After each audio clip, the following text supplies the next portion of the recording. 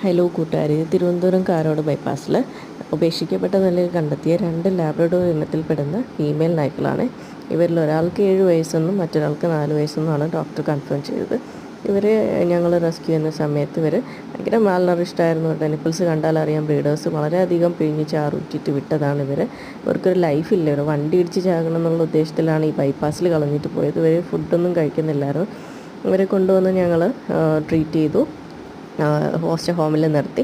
അവിടെ നിന്ന് അവരെ സർജറി ചെയ്തു, സ്റ്റെറിലൈസേഷൻ ചെയ്തു, പ്രസവം നിർത്തി. ഡബിൾ ഡോസ് വാക്സിൻ എടുത്തു, ആൻറ്റിറോബിക്സും പിന്നെ MCV ഒക്കെ എടുത്തിട്ട് ഞങ്ങൾ ഫേസ്ബുക്ക് പോസ്റ്റ് വഴി അഡോപ്ഷന് ശ്രമിച്ചു. അങ്ങനെ ഇവർക്ക് 2 പേർക്കും കിട്ടിയ വീടുകളാണ് നിങ്ങൾ ഈ വീഡിയോയിൽ കാണുന്നത്. ഒന്ന് മൂന്നാറിലേക്കാണ് പോയിരിക്കുന്നത്, ഇപ്പോൾ മറ്റൊരാൾ പോയിരിക്കുന്നത് കണ്ണൂരിലേക്കുമാണ്. 2 പേരും വളരെ ലവിങ് ആയിട്ടുള്ള ഫാമിലിയാണ്. അവർ ഫ്രീ ആയിട്ട് നടക്കാൻ, അവരുടെ വെയിറ്റ് കണ്ടായിരുന്നു, ഡോഗ്സിൻ്റെയൊക്കെ വെയിറ്റ്. അവർ കിട്ടുമ്പോൾ ഉള്ള കോലമാണ് ഈ കാണുന്നത്. ഭയങ്കര ഫ്രണ്ട്ലിയാണ്, ഹാപ്പിയാണ്. അവർ കിട്ടിയ ഏറ്റവും ബെസ്റ്റ് ലൈഫാണിപ്പോൾ.